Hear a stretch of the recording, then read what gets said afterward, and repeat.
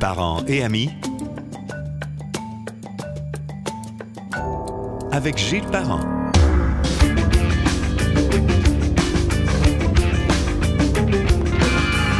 Salutations, bonjour tout le monde. Gilles Parent vous accueille à Parents et Amis, un podcast ou balado si vous préférez, qui reçoit des gens que l'on considère intéressants. Des fois, on arrive au bout de la liste, il n'y a plus personne. C'était trop facile. J'ai un classique devant moi, un gars avec qui je parle à la radio depuis début des années 90, je pense. Oh oui, absolument. Il est conseiller en vin à la SAQ depuis près de 40 ans. 40 ans. Ben oui. Donc, on peut dire, sans se tromper, que tu es une référence, là. Oh oui, je pense que oui. Mais l'avantage de travailler longtemps, là, c'est que tu connais plein de choses. Ben oui, tu en apprends tout le temps de plus en plus. Même à chaque jour, on apprend des choses là-dedans. C'est ça qui est le fun dans ce métier-là, c'est jamais. Il n'y a pas de fin, hein? Il n'y a pas de fin. C'est jamais fini. Tu penses que tu connais tout, mais non, tu trouves d'autres choses. Il y a d'autres portes qui se rouvrent. Il y a des nouveaux marchés, il y a des cépages qui sont modifiés, il y a des emballages, on est rendu là avec les canettes, il y a toutes sortes de. Puis les bouchons. Des nouvelles techniques, puis. Oui. C'est pas plate. Non, jamais. Donc, Christian a fondé sa propre entreprise en animation et dégustation de vin. Ça aussi, je vois passer des petits Facebook. Ça veut dire que tu as de l'activité là aussi? Ah oui, absolument. Le principe, c'est des groupes d'amis qui font... C'est des clubs. En fait, on a des clubs de dégustation, des gens qu'on rencontre à peu près une fois par mois, 8 fois par année. Puis on a toujours des thèmes avec eux autres, là, ça peut être une région, ça peut être des cépages, ça peut être une dégustation. Un cabernet, un cépage particulier. C'est ça. Ça peut être un cabernet de différents pays. Juste des rosés, mettons. Exactement, c'est ça. Puis il y a des dégustations à la maison aussi. Tu sais, les gens peuvent se ramasser, un petit groupe d'amis, 8-10 personnes, puis on arrive avec les vins, les verres, puis... Le homard, ah non, ça, la nourriture, c'est nous autres. Oui, ça, c'est une autre affaire. Mais ça, on fait une dégustation de leur choix, puis les gens sont contents, c'est le fun, parce qu'il y a toujours de quoi apprendre, puis surtout, là, c'est pas guindé, mais pas du tout. Tu sais, on est là pour apprendre et avoir du plaisir. Tu sais, le vin, c'est un plaisir, il faut que ça le demeure. En plus, absolument. C'est ma devise. Ton site, c'est christianmartel.net. Absolument. Alors, vous retrouvez toutes les petites... en fait, il fait des saviez-vous que, des questionnaires, des réponses à des courtes questions. Finalement, ce qu'on fait, nous autres, depuis des années, t'en regroupes, t'en as des nouvelles aussi. D'ailleurs, j'ai pigé dedans. Parce qu'aujourd'hui, on va comme on fait d'habitude, on va parler de certains éléments plus circonstanciels. Là, on parle j'allais dire du temps chaud. Mais là, on est le 22 mai, puis on gèle. On gèle encore. Mais on sait que ça va changer, puis on sait qu'avec le réchauffement de la planète, un jour, ça va se réchauffer. Donc, on a l'été qui s'en vient, les vacances. Fait qu'on pense plus. Puis, écoute, tantôt, on va en parler, mais j'allais dire, quand arrive l'été, on pense rosé, mais je me rends compte qu'il y a du rosé à l'année. Maintenant, oui. Oui. C'était pas de même avant, là. Non, avant c'était surtout un vin estival. Mais maintenant, là, il y en a à l'année, parce que tu peux prendre ça avec n'importe quoi, là. Tu sais, tu peux prendre ça avec du saumon, tu peux prendre ça avec du poulet. Le homard, ça ferait-tu ce temps-ci, c'est le temps du homard? Oui, ça ferait.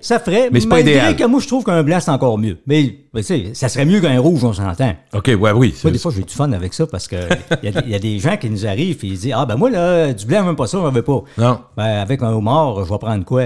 Écoutez, je pourrais vous conseiller peut-être un pinot noir. Ouais, parce que là, il me regarde et il dit comme ça va être bon, un rouge plus léger. Ouais, pour avoir le moins de tanin possible, parce que c'est le tanin qui jure. On pourrait-tu se rabattre sur, mettons, un Prosecco? Dans le mousseux, à la limite, oui. Oui, tu pourrais. Autant que le rouge, certainement, là. Pas pire que le rouge. Le rouge, c'est le pire. C'est le pire. Fait que quand moi j'arrive, mettons, puis je le dis avec un pinot noir, parce qu'il y a moins de tanin un peu, là, ils partent et disent comme ça va être bon avec mon homard, ça. Non, pas ça que j'ai dit. Ça va être moins pire. Je vous vends ce qu'il y a de moins pire. Là, ils sont là, ils me regardent. Mais c'est carrément ça, là. Tu sais, on y va avec ce qu'il y a de moins pire. Mais il n'y a rien pour battre un bon blanc. Non, ça c'est. D'ailleurs, c'est drôle parce que t'es pas Monsieur Blanc, mais c'est drôle parce que quand tu parles des fromages, moi, il y en a qui me disent Christian Martel avec ses Christy de Blanc et les fromages. Mais finalement, il y en a qui disent il y avait pas tard. Ça marche. Ouais. Quand on le fait, là, moi, j'adore faire une animation de vin fromage avec, mettons, 3 services. C'est des doux, des moyens, des forts. Puis à chaque fois, un blanc rouge, un blanc rouge, un blanc rouge. Tu demandes l'avis des gens ou? Oui, puis je le demande avant de commencer. Ça va être lequel le meilleur? La majorité répondent ça va être le rouge, c'est sûr, tu sais. Puis à la fin de la soirée, lequel était le meilleur? T'es obligé de dire que c'était le blanc. C'est ça. Parce que, tu sais, les tanins puis les produits laitiers, ça fait pas bon ménage. Non. OK. On va à la fin. Je veux juste dire, dans ce podcast-là, pour les gens qui nous écoutent, on va avoir une liste de 20 coups de cœur de Christian. Donc, dans le rouge, dans le blanc et dans le rosé. Fait que puis, si tu attends de donner quelques mousseux à travers ça, il y en a de plus en plus, ça aussi. Ah, il y en a beaucoup. Il y en avait moins avant. Avant, c'était les champagnes, c'était le classique. Mais là, aujourd'hui, on a comme un accès. Je pas exagérer, mais quand on parle de Prosecco, c'est 15-20 piastres un Prosecco. 15-20, c'est ça. Tu peux en avoir des plus chers. Il y en a des plus chers, 15, mettons, là, 15 et 20-25, là, tu vas avoir des Prosecco, t'en as des super bons. Prosecco, ça vient d'Italie. C'est un beau mousseux, sec, tout en finesse. Beaux fruits. Mais quand je parle de fruits, je parle pas de sucre. Hein? Un petit peu plus faire fruité. attention. Et il faut faire bien attention. Faut toujours faire attention quand on prononce le mot sucre. Je pourrais te le demander directement, mais je vais être honnête, il y a une fille de la SAQ, une conseillère, qui me dit, le Prosecco, on en vend beaucoup parce que les fameux spritz apérol, on en vend. Il y a beaucoup de gens qui boivent ça. C'est très coloré, orange, c'est très fort en Europe, puis c'est vraiment arrivé. Là. Il y a beaucoup de gens. Oui. La première fois, je me souviens qu'on était allé en Italie, je me disais, écoute, c'est quoi que les gens boivent ces verres oranges-là? C'est quoi cette affaire-là? Parce que c'est une liqueur un peu à l'orange. C'est super bon. Puis on mélange avec du spritz. Mais spritz, ça, c'est spritz, c'est-à-dire le mousseux. Là, le Prosecco, c'est la recette originale. On n'est pas obligé de prendre ça non plus. Pas du tout. Des fois, je vends d'autres choses, des fois moins cher un petit peu. Puis je me dis, s'il y en a qui s'en rendent compte dans un spritz que c'est pas du Prosecco, ben, j'aimerais bien connaître ces personnes-là. Oui, c'est quasiment impossible. Surtout dans le mélange. Ben oui, ceux qui mettent un petit peu d'eau pétillante, qui mettent un petit peu. Fait que là, finalement, tu as un mélange de beaucoup de glace. Fait que par définition, si je me fie à tout ce que tu nous as dit avec le vin, quand tu es bourré de glace, tu vas pas chercher le meilleur du goût du vin ou du Prosecco. Puis la liqueur orangée comme telle a tellement de goût que le mousseux, il est là pour amener du pétillant. Dans le fond, c'est le côté rafraîchissant, la couleur, la beauté du verre, un gros verre. Puis... Ah, c'est le fun, c'est beau. Ah ouais, ça rappelle l'Italie. L'Italie, oui. Mais d'ailleurs, c'est une chose, le fait que tu aies 40 ans de métier, tu as fait quand même pas mal de voyages. Tu as vu des vignobles, tu as vu des façons de faire. Puis absolument. C'est drôle parce que j'ai pensé à toi, puis je vais te dire pour quelle raison.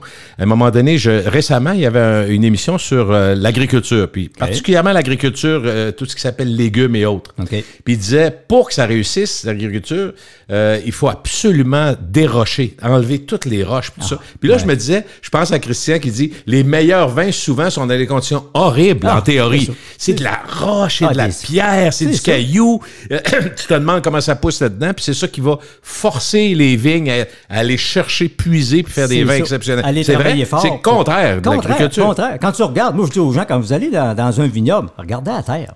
Vous allez voir, c'est pas beau, là. C'est graveleux, c'est d'ailleurs, quand tu marches des terres, c'est pas facile non plus. Il y a des places que tu montes dans les vignobles. On va dire une chose, c'était mieux d'être bien chaussé. Oui, absolument. Tu l'as fait, hein? Là, moi, je l'ai fait récemment, l'année passée, dans le Piémont, pas dans le Piémont, mais dans le Douro, entre autres, là, au Portugal. Ça monte comme des gradins d'aréna. C'est vraiment particulier. Mais tu sais, on dit souvent que où pousse la vigne, il n'y a rien d'autre qui réussit à pousser. C'est souvent ça, hein? Parce que, tu sais, comme tu disais tantôt, la vigne, il faut qu'elle travaille fort, mais chacun des raisins est super bien alimenté. C'est ce qui fait la différence. Tu sais, un bon vin, là, ça commence déjà sur le pied de vigne. Ça commence là. T'as un bon raisin, tu vas avoir du bon vin. T'as un raisin qui goûte à rien, tu vas avoir un vin qui goûte à rien. Et je sais que ça a déjà été posé, mais parce qu'elle me vient en tête avant que je l'oublie, quand on parle, bien évidemment, le vin, c'est le raisin, mais est-ce que les qualités du raisin restent dans le vin? Y a-tu une. Tu sais, si je prenais juste du raisin, moi je mange du raisin, il y a des qualités à ça, c'est un bon fruit et tout ça. Mais quand il a été transformé, qu'il est rendu dans le vin, ce qui est intéressant là-dedans, c'est qu'il y a des vitamines dans le raisin. Puis les vitamines demeurent actives dans le vin. OK, donc ça, c'est pour ça qu'on en boit d'ailleurs. OK, c'est ça l'excuse qu'il faut donner. Je prends mes vitamines. Tu sais, comme tu dis si bien toi-même, un peu en hypocrite, là, tu sais. On va aller chercher nos vitamines du jour. Où est-ce qu'on entend le plus aussi pour ton cœur, un petit verre de vin? Apparemment. Quand tu restes à un verre, ça doit être vrai. Ouais, c'est ça. Parce que les Européens, tu l'as vu, c'est pas... c'est vrai. Moi, nous autres, j'ai de la famille maintenant par alliance. Mon fils Émile, entre autres. Ses parents vivent en Sicile. Ouais. Puis on a un mariage en Sicile. Je te raconte ça, mais c'est tellement drôle.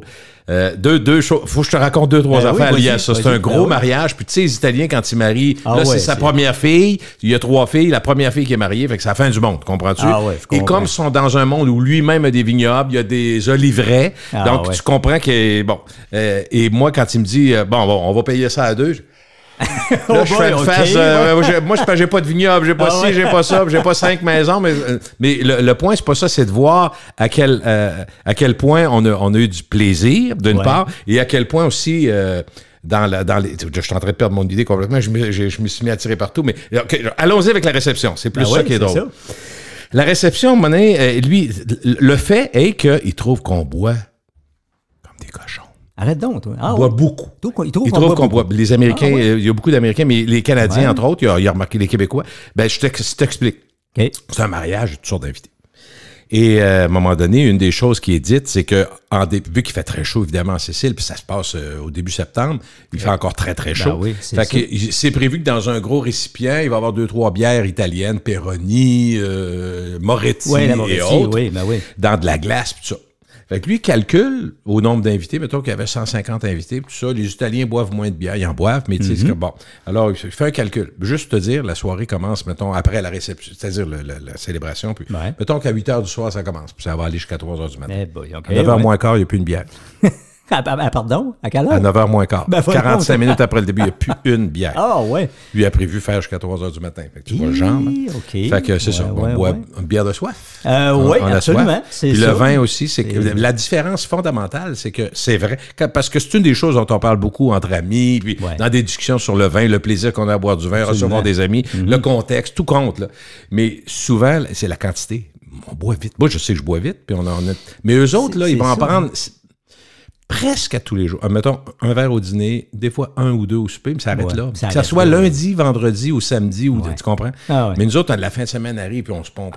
C'est ça qui arrive, tu sais, puis on ouvre une bouteille. Tu le vois, la SAQ, j'imagine. Jeudi, vendredi, là. Ça sort, hein? On va dire une chose, là, le vendredi après-midi, là, puis le samedi aussi, là, mais le vendredi après-midi, c'est quelque chose. Oui. Mais tu sais, la fin de semaine arrive. Puis des fois, le jeudi, parce qu'on entend le mot jeudi des fois. Là, au lieu de une ou deux bouteilles, des fois, c'est 4-5. C'est 4-5, c'est ça. Mais on est tous pareils. Hein? On ouvre une bouteille, puis on n'aime pas le gaspillage. Hein? Fait que on veut voir le fond. Là, on s'en va direct au fond. Mais c'est vrai que des fois, on est porté à prendre ça un petit peu vite, puis on l'apprécie moins. C'est ça l'affaire. Tout aussi. Comme, je retiens deux choses, on l'apprécie moins. Boire trop vite. Et l'autre affaire, quand tu me dis boire trop froid. Mettons que du blanc, tu goûtes plus rien. Le rouge, trop froid, ça goûte plus rien non plus. Goûte plus rien non trop plus. chaud, c'est désagréable. C'est désagréable. Fait que la maudite température, c'est une des affaires qu'on te parle le plus, peut-être? Ça, là, non, on n'en parle pas assez, justement. Parce que, je te dis, moi, là, je sais pas combien de fois que je dis aux gens, parce qu'on a des frigos au magasin. Ben oui. Jusqu'à temps que vous n'ayez plus. Exactement. J'allais le dire quasiment pour le moment. Là, pour l'instant, vous n'avez. Puis c'est ça, ils sortent la bouteille. Ben, glacé quasiment, là. Ces frigos-là, il fait peut-être bien 4 là-dedans. Moi, je leur dis, prenez pas ça à cette température-là, là. Tu sais, moi. Si elle est dans le frigidaire, t'as sors quoi? Une demi-heure avant, 20 minutes? Une quinzaine de minutes. 15-20 minutes. Surtout l'été, là, tu sais, une quinzaine de minutes. Moi, je laisserais ça sur le comptoir 15 minutes avant de toucher à ça. Je te pose une question. Mais ça, il fait chaud, puis dehors, je sers du blanc. S'il sort du frigidaire, ça veut dire que je l'amène dehors, mais je ne l'englace pas. Je le laisse à la table. Tu peux laisser ça. Ouais. Puis à un moment donné, il va réchauffer. C'est ça que c'est plein soleil, c'est autre chose. Ouais, c'est ça. Tu peux prendre un seau à glace avec de l'eau dedans. Mais tu laisses pas ça dedans tout le temps. Tu sais, tu la mets dedans, mais t'en sors. Tu sais, à un moment donné, tu sais, il commence à être trop chaud, on va le remettre dedans un petit peu. Frais sans être froid. Tu sais, le blanc, là, ça des fois, on entend ça, il commence à être trop chaud, mais c'est pas le vin. Ouais, c'est ça. Ça arrive. Ça arrive. Certains jeux ça. Un peu par rapport à ce qu'on disait tantôt, absolument. Absolument.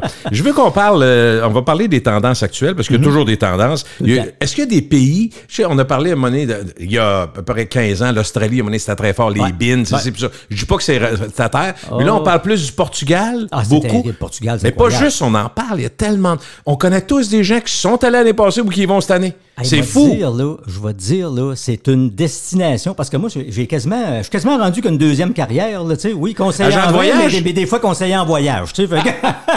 Mais c'est normal, parce qu'on a beaucoup de gens vont associer un beau voyage à des visites de vignobles, à des dégustations de vin. C'est ça, c'est ça. Puis le Portugal, les rapports qualité-prix est encore solide. C'est la destination. C'est incroyable le nombre de personnes qui vont au Portugal. Là. Moi, quasiment toutes les semaines, je m'en fais parler. Pas juste à cause du vin, parce que c'est un petit peu moins cher aussi. C'est un petit peu moins cher, c'est pas cher, c'est beau. La vallée du Douro, là, je pense que t'es probablement déjà allé. C'est magnifique. Puis même là, écoute, j'avais même prévu une petite affaire. Là, à vrai dire, pour être franc, c'est plus ma blonde qui l'avait prévu. Là. Bon, on va saluer. C'est ça, ben oui.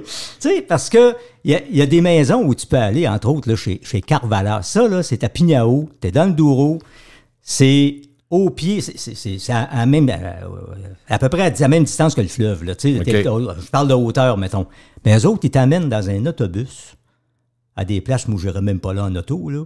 Je suis monté, Et, en espérant te rendre? En espérant me rendre, parce que moi, j'ai le vertige. Je ne monte même pas sur mon cabanon. Ça te donne une idée. Là. Puis, à un moment donné, on arrête un beau belvédère. Puis là, tu vois tout. Là. La vallée du Douro, c'est beau, d'en haut. Puis là, tu vois le fleuve en bas, c'est magnifique. On était haut, là. Bon, je dis là, on va sur redescendre, là, tu sais. Ah non, là, on s'en va en haut, là, complètement. Là, encore plus haut. Encore plus haut, encore plus haut. C'était magnifique. Ça vaut la peine, par exemple. Tu sais, même si on n'aime pas les hauteurs, là, ça vaut la peine. Il a-tu fallu que tu te parles un peu parce que tu n'as pas aimé ça, là? Il y a des bouts que je regardais pas en bas, je regardais l'autre bord, tu sais. Je regardais le feuillage, là. Mais il faut se parler un petit peu. Mais c'est magnifique, là. Y a-t-il une bonne variété de vins portugais? Est-ce que l'offre augmente à la SAQ? Parce qu'au début, il y en avait moins. L'offre augmente beaucoup. Même que de ce temps-ci, on en manque un petit peu. J'ai un peu de misère à en commander. Okay. On dirait que probablement qu'on a trop pris, on en veut trop. On avait trop parlé. C'est ça, on a trop parlé. Mais ce qui arrive aussi, c'est des rapports qualité-prix magnifiques. Tu sais, le Douro, c'est magnifique. Tu as les vins de Dao qui sont plus souples un petit peu. Puis il y en a d'autres vins qui sont un petit peu plus rares, malheureusement, qui viennent de l'Alentejo. Alentejo, on est plus au sud. C'est là où il y a beaucoup de chênes liège, entre autres. Puis on n'est pas très loin de la frontière espagnole. C'est beau, on va être au sud, par exemple. C'est vraiment beau. Ça ressemble à la Californie, point de vue paysage. Là. Mais les vins sont magnifiques, sont bons. Mais malheureusement, on n'a pas autant qu'on voudrait. Y a-t-il des vins de haut niveau au Portugal? On a l'impression que c'est des vins à 15-20$ pour nous. Ça c'est le problème qu'on a. C'est qu'on a de la misère à avoir ces vins-là. Moi, quand je suis allé, là, on a goûté des vins à 50, 60 $. Qui étaient vraiment solides? Ah oui, c'est solide. Puis ça peut vieillir longtemps. Puis c'est des vins haut de gamme. Là, c'est vraiment quelque chose. On les a moins ici, certains. On les a moins, mais c'est parce que actuellement, on dirait que les gens vont payer 15, 20, 25 $ pour des vins portugais, mais peut-être pas aller jusqu'à 50. Là, c'est plus dur à vendre un peu. Ouais. Mais ça vaut la peine parce que le rapport qualité-prix demeure. Même si c'est 50 $, là, tu es dans le très, très, très haut de gamme. Là, tu es capable d'aller faire vieillir ça très, très, très longtemps. Mais c'est magnifique. La demande est là. C'est un beau pays. C'est le fun. Je l'ai dit, c'est une difficulté pour notre façon, si on est conséquent avec le fait que les Québécois, on boit assez vite, on boit beaucoup. Garder des vins, je regarde, puis il me semble qu'il m'appelle. J'ai de la misère à imaginer que je vais le laisser là, puis dans 10 ans, je le regarderai. Ouais. Je sais qu'il y en a qui le font, puis il y en a qui le font de façon exceptionnelle, puis il y en a d'autres qui regrettent en vieillissant, tombent malades, puis disent, mon Dieu, j'aurais dû le boire. Mais c'est vrai pareil. Il y en a qui le font de façon exagérée. Il y en a qui vivront jamais assez vieux pour goûter à leur vin. Goûter tous les vins qu'ils ont chez eux, c'est impossible. C'est de valeur, là. Puis effectivement, un vin de garde que tu as gardé longtemps, puis qui a une signification, mettons, tu l'as acheté à un moment précis où il y avait une signification dans ta vie. C'est ça. Puis que tu le prends pas dans des bonnes conditions, tu l'apprécieras pas de la même façon. Fait que c'est l'équilibre. Ça me fait penser à notre vie, à nous, puisqu'on, tu sais, l'argent qu'on garde de côté, ce qu'on dépense, on se dit, j'en ai-tu assez pour me rendre vieux, mais tu sais pas, là. Tu sais pas. Puis pour le vin, ben, si tu gardes ça, tu dis, je vais en boire, mettons, quand je vais avoir 75, mais si tu te rends pas. Ben, c'est ça. On a tous une date d'expiration, mais on ne la connaît pas. Martin, c'est mieux de même, là. Oui. Mais tu sais, mais il reste que. Faut pas les garder trop longtemps. C'est fait pour boire. T'as-tu tant de monde que ça, parce que ça fait 40 ans que je veux pas vieillir, sa réalité. Non, c'est bien correct. Qui te parle, ou y a-tu une tendance différente? Mettons, il y a 25-30 ans, on parlait plus de vin de garde, puis aujourd'hui, c'est plus pour boire. T'as-tu encore des gens qui achètent ça des vins de garde? C'est ça la question? Pas tant que ça. Moi, là, je vais te dire. Je suis pas surpris. Mettons. Dans un mois, quelqu'un qui va acheter des vins de garde, des fois, c'est même pas une fois par mois que je me fais demander ça. Tu sais, les gens, là, ils veulent consommer tout de suite. Puis d'ailleurs, les producteurs se sont ajustés à ça. 90% des vins qui sont vendus maintenant, c'est prêt à boire, c'est mis sur le marché. Là, il y en a l'offre s'est ajustée à la demande. Exactement. Ils font des vins aujourd'hui qui ont plus de fruits, qui sont plus faciles à prendre en jeunesse.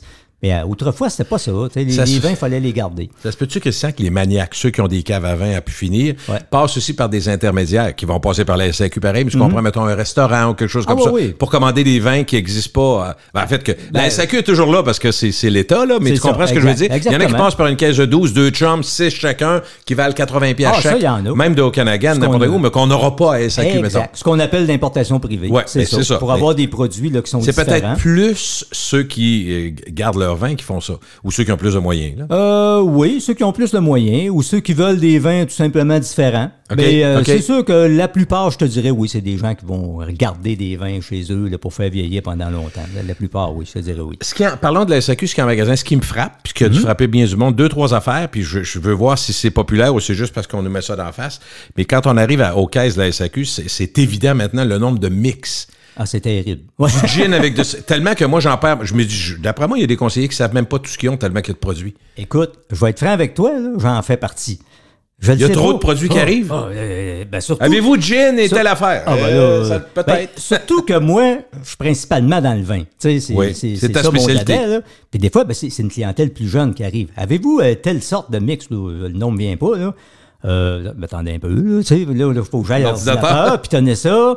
Bon, puis des fois, oui, on a 240 canettes. Mais ils sont où?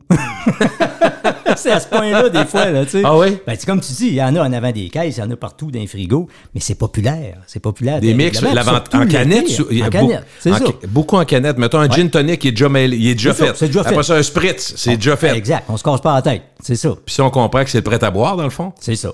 Prêt à boire, c'est ça, exactement. D'ailleurs, on appelle ça comme ça, des prêts à boire. OK. Ça me fait penser à quelque chose de drôle un peu, parce qu'à un moment donné, on a des promotions des fois, puis il y avait eu une promotion sur les prêts à boire. OK. Puis un client qui m'était arrivé, puis il dit, je voudrais savoir, ça, c'est un vin qui est prêt à boire. Ben oui, vous pouvez le prendre là, comme ça, il est en spécial. Non, c'est pas ça qu'on veut dire dans le prêt à boire, là. Prêt à boire, c'était les produits, mais il pensait que prêt à boire, c'est la date de péremption, autrement dit. C'est ça. Autrement dit, tous les vins qui n'ont pas besoin de vieillir. C'est là, faut que tu boives ça là. Ben non, c'est ça. Faut que tu le boives hier. Il y a j'ai remarqué qu'il y a de plus en plus de canettes. Surtout pour les mix, là, mais pour les bières aussi, évidemment. Ah, pour les bières, oui, c'est ça. Puis même pour les vins, hein, on voit un petit peu. Parle-moi donc, goût et conservation, est-ce que c'est aussi efficace qu'une bouteille? Je saurais pas te dire, parce que j'ai pas beaucoup fait l'expérience moi-même, mais il y en a qui me disent que dans certains prêts à boire, comme on parlait tantôt, en canette, ça n'a pas le même goût. Mais je ne l'ai pas vérifié moi-même, je ne saurais pas te dire. Mais il n'y a pas d'école de pensée qui dit que c'est mieux, là. C'est supposé être neutre. Tu veux dire, c'est peut-être mieux pour tout le reste, pour l'environnement, comme on sait, là, parce que... Mais par contre, tu comprends qu'un grand Bordeaux, dans une canette, on fera le saut, là. Oui, on ferait le saut. On n'est pas prêt de voir ça nécessairement. Non. C'est une question de prestige aussi. C'est sûr. Tu sais, déjà qu'avec les capsules dévissables, on a un peu de misère. Je comprends. Puis surtout sur les grands vins. Mais surtout... Y a-tu des pays qui sont un peu plus avant-gardistes là-dessus? Qui vont aller à du 20, 50, 60 $, mais puis dévissables? Ça, c'est encourageant? C'est encourageant? Ben oui. Encore cette semaine, j'ai reçu un Pinot Noir de la Nouvelle-Zélande, 90 $, avec une capsule dévissable. Toi, ça t'offusque pas? Pas du tout. Moi, je suis content. T'es vendu à ça? Je suis de bonne humeur. Parce que ça, ça élimine presque totalement la possibilité d'avoir un vin bouchonné. Si tu décides de ne pas toute la prendre, comme tu fais souvent, là, tu la revisses, c'est ça, tout simplement. Alors, moi, je la revisse, puis après ça, ma main part de l'autre bord. Elle redévisse. C'est juste pour voir si ça vissait bien, si ça dévissait bien. Les filets sont pas brisés. Oui, c'est ça. Non, c'est ça, tu sais. Parce qu'il y a tellement d'avantages là, à avoir ça. Mais c'est une question là, de prestige. Parce que même en France, on a beaucoup de misère avec ça. Même il y a beaucoup de producteurs français qui me disent là, les capsules dévissables, ça reste ces tablettes. Les gens n'en veulent pas. OK. Parce que c'est l'habitude, le prestige. Ça. Exact. C'est pas aussi prestigieux, mais... Puis c'est correct. Mais tu sais, d'une certaine façon, c'est pas si grave que les producteurs fassent ça, c'est à toi de voir. Mais moi, je pense qu'il y en a beaucoup qui le font parce qu'ils sont convaincus qu'ils vont avoir moins de pertes. Au bout de la ligne, pour le producteur, c'est... Ah, ben c'est beaucoup mieux. Quand tu as des pertes en pourcentage, mettons une coupe de pourcentage de pertes, c'est énorme sur une année au volume. Là. C'est beaucoup. Tu sais, moi, là, si je te vends un vin, là, puis je te le vends, puis je t'en parle, puis il est un petit peu bouchonné. Ça, il n'y a rien de pire. Des fois, il y a certains vins qui sont tellement bouchonnés, là, ça embaume la pièce, ça sent la vieille cave. Tu ne trompes même pas. Ça, jamais, là, tu trompes pas. Jamais que tu vois. Le problème, là, c'est quand il l'est un petit peu. Là, tu n'es pas sûr. Même des fois, entre habitués, on n'est pas sûr. Mais là, il y a des gens qui vont le boire pareil. Puis là, ils vont dire, ouais, il m'a pas vendu un bien bon vin ce coup-là, il était pas dedans. Puis c'est pas bon pour le producteur, parce que là, tu dis, ben, ce vin-là, finalement, il n'est pas bon, j'en rachèterai pas. Puis finalement, il était correct. Mais c'est cette bouteille-là. C'est cette bouteille-là uniquement qu'il n'était pas correct. Mais c'est ça le problème. C'est ça le problème des vins bouchonnés. Mais je dois dire qu'il y en a moins qu'avant. Ah oui? Hey, à un moment donné, y a moins de retours? Le voyez-vous par les retours? Ah oui. Puis il y en a moins qu'avant parce que, écoute, si on recule là, d'à peu près une quinzaine d'années, 15-20 temps, ou même un peu plus longtemps que ça, là, quand on en faisait ensemble, c'était entre 5 et 7 %. C'est énorme, là. Tu fais quelque chose. Là, c'est en bas de 5 % assurément. Ah, c'est peut-être descendu à 2, 2,5. Il y en a beaucoup moins. Ce qui arrive, meilleure méthode, il faut attention. Maintenant, tu as peut-être déjà vu, tu as beaucoup de bouchons de liège qui sont faits en aggloméré. Il y a la compagnie Diam, entre autres, des IAM, là, qui font ces bouchons-là.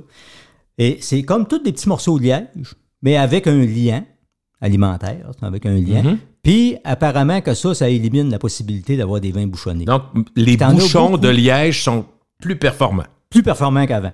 Puis même, j'avais vu à un moment donné dans un vignoble en Italie, ils testaient, eux autres, les bouchons pour les vins haut de gamme, parce que les bouchons sont plus longs dans ce temps-là. Puis les vins haut de gamme, ben, tu essaies d'y faire attention. Là. Mais il y avait un test avec un liquide qui leur permettait d'aller voir s'il y avait des problèmes de bouchonnage avec ce liège-là. Mais ça coûte, c'est un processus qui coûte extrêmement cher. Donc, c'est pour ça qu'ils le gardaient pour les vins haut de gamme. Mais tu sais, on faisait pas ça avant, là. Mais heureusement, il y en a beaucoup moins. Il y en a encore, mais c'est beaucoup plus rare que c'était. Dans le fond, est-ce que je résume bien quand on dit, bon, il y a le liège, évidemment, bouchon dévissable, puis il y a aussi les bouchons en plastique? Bouchons en plastique. Bouchons en plastique, c'est bon aussi, mais dans le court terme. OK. C'est parce assurément pas pour garder. Non, pas l'idéal. Parce que les vins ont tendance à s'oxyder. Ce qui arrive, c'est qu'avec le temps, le plastique a tendance à perdre son élasticité. Oh. Puis il finit par rentrer un peu d'air dans la bouteille entre le bouchon et le verre. Là. Pour toi, court terme, juste pour que les gens comprennent, c'est un an, c'est-tu 4 mois? Oh, 2-3 ans, j'ai pas de problème avec ça. Mais tu sais, je ne garderai pas ça 10 ans. Là, parce qu'avec les expériences qu'on fait, là, au bout de 10 ans, la plupart des vins sont oxydés. Donc, c'est pas bon. L'oxydation, un peu comme... Fait qu'on va le voir dans le rosé plus? Tu vas voir ça dans le rosé. Le blanc d'entrée de gamme. Moins cher un peu. Là, tu vas voir là, tout. J'oubliais les bouchons de vitre, parce qu'en rosé, il y en a beaucoup. Ah oui. Le petit bouchon de vitre qu'on trouve cute. Là. Ça, c'est le fun. C'est court terme aussi? Non, ça, tu pourrais faire du long terme avec ça. J'en suis convaincu. Sauf que tu vois pas ça souvent parce que c'est très dispendieux. Ça coûte cher. Okay. Ça coûte cher. En fait, les producteurs sont au moins là-dessus. Là. C'est un bouchon de verre avec un scellant en plastique. Il y a un petit scellant en plus, c'est ça. Puis moi, je dis aux gens, quand vous arrivez là-dessus, là, gardez-les, parce que des fois, ça peut faire. Moi, j'ai garde dans mon tiroir. Souvent, ça fait. Tu sais, c'est pas tout le temps la même grandeur, mais des fois, une bouteille que tu n'as pas pris au complet, tu peux la reboucher avec ça. Il n'y a pas de problème. C'est cute, c'est le fun. Ben oui. Dans les produits qui sont populaires, tu fais une couple de fois que tu en parles, juste savoir si la montée continue avec le vin orange. Bon, le vin orange. Faut que tu m'en parles d'abord pour situer aux gens. C'est quoi le vin orange? Le vin orange, ben, c'est pas un vin qui est fait avec des oranges, on s'entend. Ça t'a été dit des fois? Ah, des fois. OK, bon. On règle une affaire. On règle une affaire, c'est ça. En fait, c'est un vin blanc, mais qui est fait comme un rouge. Parce que le vin blanc, là, on n'utilise pas la peau du raisin. C'est du raisin vert, on s'entend. On appelle ça, nous autres, des cépages blancs, mais c'est des raisins verts. Ils vont le presser, ils prennent le jus, puis ils font fermenter. Là, le vin blanc est fait comme ça. Le vin orange, il est fait comme le rouge. On laisse les peaux. On laisse tremper les peaux. Alors, dans les peaux, qu'est-ce qu'il y a? De la couleur. Ça vient un petit peu colorer le vin. Il y a aussi, principalement, des tanins. Alors, ça donne un vin blanc qui est rude, qui nous assèche la bouche un petit peu comme un vin rouge. Puis on est supposé aimer ça, là, un vin qui nous assèche la bouche. J'aime bien ce que tu dis. On est supposé aimer ça. Ben, y en toi, a qui t'es pas ça. fan? Non, vraiment pas. Moi, j'en ai goûté à peu près 7 ou 8 à date. Là, puis, c'est 7 ou 8 de plus que moi. Là. Ouais. Puis je vais te dire que non, je viens pas à bout de m'habituer à ça. C'est peut-être dans ma tête, là, parce que moi, pour moi, un blanc qui est tannique, ça passe pas. Il y a quelque chose là, qui marche pas. Okay. En fait, c'est une vieille affaire, ça. Là. C'est une vieille méthode. Même ce vin-là... le vin orange, là, c'est la méthode ancestrale de faire du vin blanc, mais qui a été remis au goût du jour. OK. Parce que, un vintage moderne. À peu près, c'est ça. Il y en a qui adorent ça. Il y en a qui n'ont goûté et qui n'aiment pas ça. Puis en plus, c'est pas facile à vendre parce qu'ils sont pas tous égaux. Il y en a qui sont très tanniques, d'autres pas. Il y en a qui sont amers, d'autres moins. Mais y a-tu de la demande? Est-ce que tu n'as un peu de demande? Il y a eu beaucoup de demandes, mais ça commence à fléchir. On sent que ça commence à fléchir un peu. Il y a eu une grosse mode là-dessus à un moment donné. Okay. Mais il y a de la grosse curiosité aussi. Parce que des fois, il y en a, comme là, c'est le temps du homard, encore dernièrement. Tout le monde te demande qu'est-ce qui est mieux qu'un homard? Ben oui, quelqu'un me demandait, hey, un vin orange avec du homard. Non, je ne vous le conseille pas nécessairement. Bon, premièrement, j'ai pas fait d'accord mes vins avec ça, mais de ce que j'ai lu là-dessus, apparemment, le vin orange avec des mets vietnamiens, par exemple, ou encore indiens, ça pourrait bien passer. Okay. Mais on aime ou on n'aime pas, hein. Mais parce que tu parles du homard, on est dans la période jusqu'au 15 juin, 15-20 juin, puis cette année, il est moins cher, fait qu'il s'en vend. Hein? Je peux t'annoncer que ceux qui sont allés se sont rendus compte qu'à 7 piastres, là, il sort. Puis c'est bon. C'est bon. Mais est-ce que si moi, je te parle d'accord mes vins, puis je reçois du monde, tu vas me dire, OK, est-ce qu'il y a du beurre à l'ail dans votre affaire? Est-ce qu'il y a du citron sur votre homard? Ça change tout, j'imagine? Ça change tout. Si je le prends straight, si je le prends juste un petit peu de beurre, tu vas me dire, peut-être, vas-y avec un chardonnay, je sais pas, je dis n'importe quoi, là, tu me le diras. Mais le fait que je mette du citron, mettons, ou du beurre à l'ail, tu sais... Moi, j'ai plus de misère avec le beurre à l'ail. Pour l'accord, tu parles? Pour l'accord. Okay. Ouais, parce que ça prend énormément de goût, puis le goût de l'ail n'est pas facile à marier avec le vin. Par contre, le citron, il peut avoir un certain avantage. C'est l'acidité? À cause de l'acidité. Parce que l'acidité dans le plat fait baisser gustativement l'acidité du vin. Fait que ça peut juste améliorer un petit peu au goût. Mais idéalement, c'est de le prendre, comme on dit, avec rien, de le prendre straight. Là, en théorie, avec du homard, tu recommandes quelle sorte de blanc? Tout de suite, du chardonnay. Pourquoi? Parce que, écoute... Il est plus rond? Oui, parce que si tu compares ça, tu sais, la viande de homard, je dirais pas que c'est sucré, là, mais tu sais, c'est un petit côté pas loin de sucré. Là, puis le chardonnay est exactement dans le même sens. Tu sais, tout en étant sec, beaucoup de fruits, pas trop d'acidité, mais ça demeure quelque chose de sec. Puis, tu as sûrement déjà entendu parler de François Chartier. Oui, ben oui. Qui a fait des recherches moléculaires. Complètement, ben oui. Quasiment de la chimie, lui. C'est de la chimie qu'il faisait. C'est ça. Puis lui, François Chartier a établi que le homard et le chardonnay ont des molécules aromatiques communes. Ce qui fait que quand les deux arrivent ensemble, ben ça explose. Là. C'est le bonheur total. C'est parfait. Tu me donnes quasiment faim et soif. Absolument. Puis des types de chardonnay trop beurrés, ça sera pas mieux? Là, moi, j'ai pas de problème avec ça. Fumé? Ben, pas fumé, mais boisé. C'est le bois qui fait la différence. C'est le terme qu'on dit, oui. Tu as des chardonnays français en Bourgogne, comme des Macons, par exemple, qui sont pas boisés du tout. Il y en a qui aiment ça comme ça. D'autres, ça lui fait rien un petit peu boisé. Moi, j'aime bien qu'il soit boisé un peu parce que ça amène une complexité qu'il n'y aurait pas normalement. Parce que le chardonnay, c'est un cépage un peu fade. C'est pour ça souvent qu'il est boisé pour y donner un petit peu plus de caractère. Un peu, ouais. C'est ça, exactement. Puis un peu boisé avec le homard, moi, j'ai pas de problème avec ça. Mais là, ça reste à la discrétion des gens. Moi, souvent, je le demande. C'est le goût, ouais. Voulez-vous qu'il soit boisé ou pas? T'sais, un petit peu boisé ou pas. C'est mieux de dire un petit peu parce que bois, c'est un peu comme sucre. Faut pas en parler trop. C'est un peu moins la mode que ça devrait. Pendant que tu ouvres la porte sur le bois puis le boisé, je sais qu'il y a des méthodes. D'ailleurs, toi, tu m'avais surpris avec ça. C'est pour ça que je veux qu'on revienne là-dessus. Il y a des compagnies qui mettaient carrément des copeaux de bois dans le vin. Puis il y en a qui mettaient... évidemment, habituellement, c'est le baril qui va faire l'effet du bois. Mais qu'est-ce qu'il y en est dans les utilisations puis ta façon de voir ça, toi? Le boisé, entre guillemets, c'est toujours un peu naturel, mais naturel par le baril ou encore on tire des copeaux dedans, ce qui peut sembler une hérésie quand on ne sait pas. Mais toi, tu m'avais dit, t'as peu, fais attention. C'est peut-être pas si fou que ça. Moi, j'avais déjà fait, justement, on parlait tantôt de mes articles, j'avais déjà fait un article, puis le titre, c'était, justement, tu sais, hérésie ou ingéniosité. Dans le sens que... C'est une folie ou c'est peut-être une bonne idée? Ben, moi, personnellement, je trouve que c'est une bonne idée. Explique-moi ça. Dans le sens que... Écoute, un tonneau, là, c'est rendu... tonneau français, là, 2500, 3000 $ pièce. Coûte cher, là. OK. Tu vas t'en servir... Ouais, pour un. Tu vas t'en servir à peu près 3 fois. Après ça, t'es obligé... C'est ça. T'en vas en récupération, on ne peut rien faire avec ça. Et, bon, l'avantage aussi du tonneau, c'est qu'il y a la micro-oxydation. C'est-à-dire que par rapport avec le bouchon, rentre un petit peu d'oxygène qui assouplit un petit peu les tanins. Mais ça peut se reproduire autrement. Mais dans des vins d'entrée de gamme, des vins moins chers, tu sais, des vins tu vas payer 18, 20 $, tu sais, utiliser des tonneaux à 3000 $, là, pas sûr qu'ils font ça tout le temps. Ils vont prendre des copeaux, des morceaux de chêne, les mêmes là, qui ont servi à faire les tonneaux. Ils peuvent les griller, la même chose qu'ils font avec l'intérieur du tonneau. Tu vas tremper ça un peu dans le vin, dans la cuve de fermentation qui est en inox. Ça peut être comme des genres de planches qu'ils mettent aussi. Puis même, j'ai déjà lu, ils vont recycler des tonneaux avec ça. Ils vont leur donner vie. Tu sais, un tonneau qui n'a plus rien à donner. Il n'y a plus d'essence de bois. Là. Ils mettent un peu de copeaux à l'intérieur du tonneau pour y donner... redonner un peu de goût de bois. Puis le plus drôle de l'affaire, c'est qu'ils ont fait des tests avec ça, avec des sommités dans le domaine, des grands dégustateurs. Pas à l'aveugle, j'espère, pour les poignets. Ben, ils se sont fait prendre. Ils n'ont pas été capables de voir la différence. Tu peux pas voir la différence. C'est impossible à savoir. C'est-tu du tonneau? C'est-tu des copeaux? T'es bien malin, celui qui pourrait... C'est bien clair que tu bois pas ton vin avec des morceaux... Non, il reste pas du copeau. Non, ça a tout été filtré. Puis la plupart du temps, c'est mis dans un sac là, qui font tremper, un peu comme une poche de thé. Je comprends très bien. C'est un peu la même chose. Mais ça va transmettre le goût. Ça transmet le goût, c'est ça. Puis la micro-oxydation peut se faire autrement aussi, par ce qu'on appelle du microbulage. Dans le fond, ce que tu dis, Christian, c'est que les vins d'entrée de gamme ont réussi à les rendre meilleurs tout en gardant un prix accessible. Ben oui, c'est ça. Parce qu'on fait une méthode qui n'est pas aussi chère que la méthode traditionnelle. Elle n'est pas aussi chère, puis les résultats sont là. Ben pourquoi? Pourquoi on se raconte? Tu sais, moi, j'ai jamais trop compris ça. Mais hey, ça, c'est des copeaux, c'est épouvantable. Comment ça, c'est épouvantable? C'est pas épouvantable tant que ça. Si ça peut permettre d'avoir un vin de meilleure qualité à un prix qui est intéressant, ben pourquoi pas? Et si les grands spécialistes se font prendre à l'aveugle, ça veut dire quelque chose, ça marche. Exactement. Ça veut dire que ça fonctionne. Tu peux pas déterminer, ça c'est un tonneau, ça c'est du copeau. Ça fonctionne pas comme ça. Non.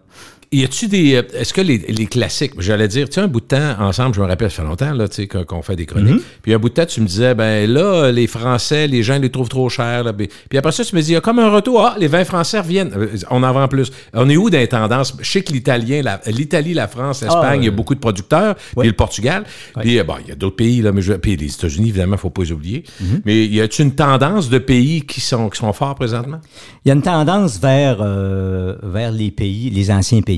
Il y a une tendance. OK, Italie, France, entre autres. Tu sais, on remarque, là, même la France. J'ai plusieurs clients qui me disent, sais-tu, je reviens au vin français, là, je reviens à ça. Quelle région qui est... On parle tout le temps à Bordeaux, mais il y a bien d'autres places. Hein? Entre autres, les Côtes-du-Rhône. Les Côtes-du-Rhône, c'est des très, très bons vins. D'ailleurs, c'est pour ça que j'ai choisi d'aller là comme prochaine destination. Ah oui? Tu as parlé du Languedoc aussi au sud. Il y a des bons vins. Là. C'est le pays du rosé, entre autres. C'est principalement la Provence. La Provence, oui. Principalement la Provence. Dans le Languedoc, tu as des beaux vins rouges. Tu sais qu'en Provence, là, c'est 90 de la production de rosé. Hein. C'est 90. Fou. Faut y aller pour le... Mais moi, je suis allé visiter, j'ai adoré ça. Oui, c'est ça. Ça laisse pas grand place pour les rouges et les blancs. Hein. Parce que les terres, c'est une question d'identité, ou les terres sont meilleures pour faire du rosé? Pas c'est vraiment. Une question d'identité. Oui, parce que dans le fond, il pourrait le faire. Il pourrait faire des blancs facilement, c'est ça que tu me dis? Il pourrait en faire, c'est ça. Puis des rouges aussi.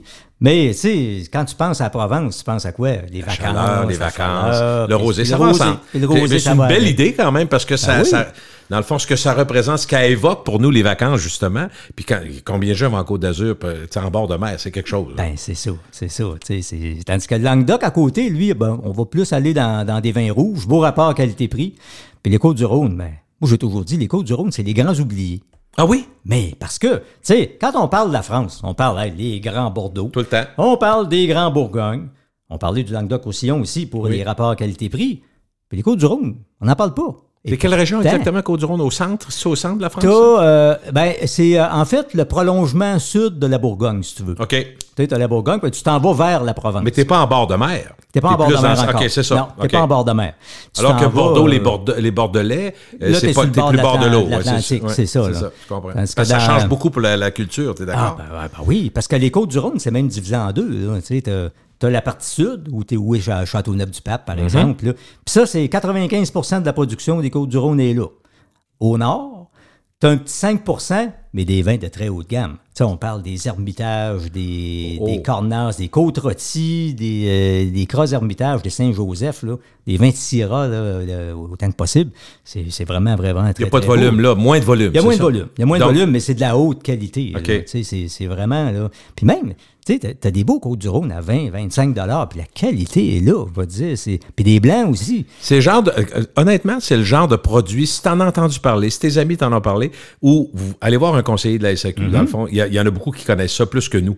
Parce que si tu dis, je voudrais un Côte-du-Rhône, si le choix est trop vaste, puis là, tu vas y aller par le prix, est-ce que le prix, c'est toujours un bon indicateur? Puis les maisons. Tu sais, le prix, en général, le vin, on a pour le prix qu'on paye, en général. C'est sûr que oui, t'as des pays meilleurs rapport qualité-prix un peu que d'autres. On a parlé du Portugal tantôt.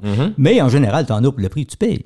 Tu sais, c'est sûr qu'une bouteille, là, à 45 $, mettons, d'un Côte-du-Rhône, puis t'en prends un autre à 18 $, il y a une différence entre les deux. Là, moi, ce que j'aime des fois comme conseil, mettons, tu te dis, je veux m'acheter une bouteille un peu plus chère, puis je veux me gâter un peu. Mettons, puis là, moi, je remarque, puis je connais pas ça, mais je vais dire, mettons, conseiller, puis là, je vais me faire conseiller comme j'aime. Okay. Je vais dire, mettons, j'aime les Amarone, par exemple, mais souvent, l'entrée de gamme d'Amarone, je trouve un peu... je trouve qu'il y a moins de corps, là, tu sais, à 31 pièces. Je dis pas que c'est de la cochonnerie, parce que c'est quand même assez cher. Puis là, un conseiller va dire, écoutez, si vous voulez quelque chose... Moi, je vais vous changer de pays, on va rester dans quelque chose qui peut ressembler à ça, mais pour 27 pièces, mettons, vous allez en avoir plus qu'un Amarone à 31. C'est ça. C'est pas toujours vrai, mais c'est le fun comme conseil, je trouve. Exact. C'est le genre de choses qu'on peut faire, là, qui se fait aussi. Des fois, tu as toujours moyen d'aller dans un autre pays pour avoir un vin dans le même style. Ou des fois, là, comme là, c'est le temps des barbecues. Oui. Les côtes levées. Beaucoup. Les côtes levées. Très sucré, dans le fond. C'est ça. Puis ça, c'est problématique. Parce que quand tu as une présence de sucre dans l'assiette, ça fait paraître le vin plus sec qu'il l'est en réalité. Gustativement, ça y enlève tout son fruit. Fait que là... Faut que tu t'accordes avec ça ou faut que tu travailles contre le trop sucré? Il faut que tu essayes de limiter les dégâts encore une fois. Parce que ça, tu sais, les deux grands ennemis du vin, là, le sucre dans l'assiette puis les épices piquantes. Puis on mange de plus en plus piquant, là. T'es d'accord avec ça?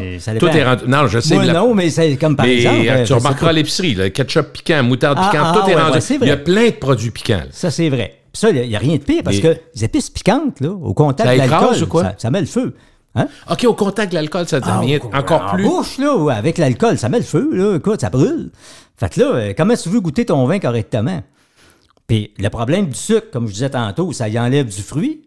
Alors, ça met en relief son acidité puis en même temps les tanins. Alors, à ce moment-là, c'est pas ça que tu veux. C'est quoi le compromis d'abord? C'est quelqu'un qui fait un gros barbecue, là? Ben là, les côtes levées, moi, mon cépage préféré, c'est le Zinfandel. Oh? Ouais, le Zinfandel. Pourquoi? Parce que c'est très fruité. Parce que le Zinfandel, là, même les gens me répondent, ouais, mais là, c'est pas mal fruité. Ça, ouais, pas bien ça. Ouais, mais attends un peu. Là. Quand tu y goûtes, tu vas y goûter tout seul, OK, je suis d'accord avec toi, c'est fruité. Mais quand tu vas le prendre en mangeant, il va te paraître pas mal plus sec. Mais il va en rester. Tu sais, il va se faire enlever du fruit à cause du sucre de ton assiette, des côtes levées, mais il va en rester. Si tu pars avec un pinot noir, qui est très, très sec au départ, très secoué, l'acidité et des tanins, pas bon. Et puis, ce sera pas bon. C'est pas bon. Puis, bien, des fois, les gens, ils me disent, ah, moi, sais-tu, là, Zinfandel, là, t'as bien beau dire ça, mais j'en veux pas. OK. Mais là, il faut aller ailleurs. Qu'est-ce qu'on a comme vin qui a beaucoup de fruits? Ben, ça peut être, par exemple, un Merlot de la Californie. Ou encore un Grenache espagnol. Grenache, qui est un cépage qui amène beaucoup de fruits. J'aille pas ça, le Grenache, c'est ça. Ben, t'as pas beaucoup de tanins, un petit côté épicé, plein de fruits, avec de quoi de sucré, c'est parfait. Ça va bien aller, ça va passer. Tu sais, il y a toujours moyen, là, ou encore un ripasso, par exemple, là, qui a plein de fruits également, l'italien. Y a-tu des cépages comme tels qui sont en montée, qui sont forts présentement? Ben, écoute... Ou c'est les classiques aussi? Tu disais qu'il y avait un retour au vintage des pays. Oui, c'est sûr. Mais tu as un cépage, entre autres, dans le blanc, là, qui est le Gruner Veltliner. Et Batins. Et boy, ouais, on est où, là? Là, on est en Autriche. À Scrabble, on serait payant avec ça. Ouais. Absolument. Le Gruner Veltliner. On est en Autriche, dans un vin blanc qui est très sec, aucun bois, avec une bonne acidité, et aussi un goût d'un mot qu'on entend de plus en plus, mais qui est un peu abstrait, là, minéral. Et Batins, on va pouvoir en parler. C'est quoi un vin minéral? Absolument. C'est quoi un vin minéral? C'est très à la mode. Hein? Il y a beaucoup de gens qui en veulent. Si toi qui es allé en Europe une couple de fois, ce qui est très drôle, c'est qu'en Europe, tu peux te faire prendre quand tu veux, mettons, une eau pétillante. Si tu demandes une eau minérale, ils vont dire avec bulle ou pas de bulle. Là, pour moi, dans ma tête, une eau minérale, c'est toujours avec des bulles. Pour nous autres, mais c'est une erreur. Minérale, elle peut être plate. Elle peut être plate et avec des bulles, c'est vrai. Le vin minéral, c'est quoi un vin minéral? En fait, c'est une notion un peu abstraite. Ce que ça veut dire, c'est que un vin minéral, c'est un vin qui n'est pas boisé en partant. Okay. Un chardonnay boisé, ça ne peut pas être minéral. Okay. Parce que minéral, c'est un peu des arômes, là, des cailloux mouillés, tu sais, après une pluie. Là, tu sais, c'est ce que ça sent. Là. On n'est pas dans le fruit, on est dans d'autres choses. Ça sent un verre de terre. Ouais, c'est ça. Et aussi, écoute, c'est des vins qui sont très, très secs, avec un petit côté acidulé. Est-ce qu'un Chablis premier cru serait minéral? Oui, un Chablis serait minéral.